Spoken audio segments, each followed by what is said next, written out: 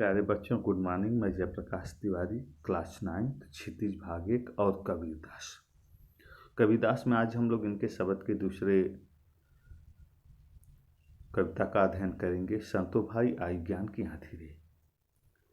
संतो भाई आई ज्ञान की आंधी रे, भ्रम की टाटी सबे उड़ानी, माया रहे न बांधी, हित चित की द्वैथुन गिरानी, मोह बणीला टूटा, तृष्णा छान पर घर ऊपर, कुबत का भांडा फूटा, जो जुगत करी संतो बांधी, नीरज चुए न पानी, कूड़ कपट काया का निकस्या, हर की गति जब जानी, आधी पीछे जो जल बूठा, प्रेम हरिजन भीनी, कहे कबीर भान के प्रकटे, उदित भया तम खीनी।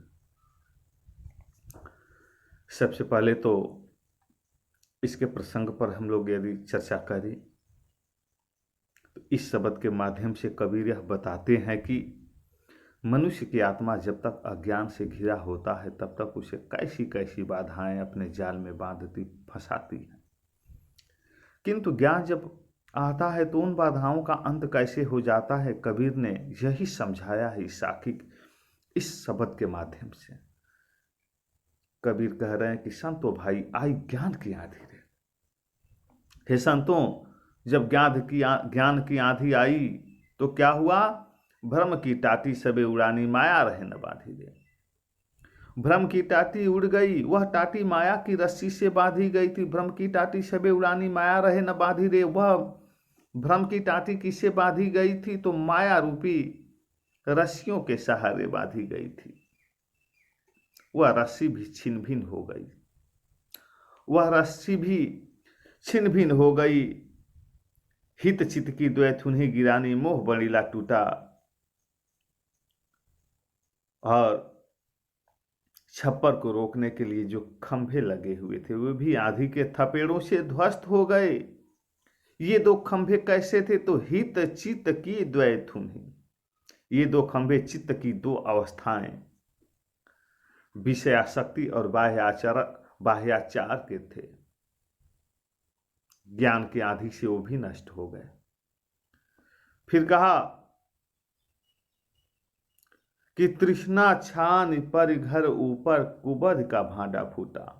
उस लालच रूपी छप्पर का मुख्य आधार मोह रूपी बड़ेरा था, बल्ली था, वो भी नष्ट हो गया, भग्न हो गया, टूट गया। फलस्वरूप वह जो पलानी थी, वह जो छप्पर थी, वह धराशायी हो गई, जमीन पर गिर गई। जोग जुगत कर संतो बांधी, नीरज चुए न पानी रे। कबीर ने कहा कि छप्पर के गिरने पर, तृष्णा नष्ट होने पर कुमत रूपी बर्तन भी फूट गए। यही नहीं हुआ, जोग जुगत कर संतो बांधी, नीरज चुए न पानी रे।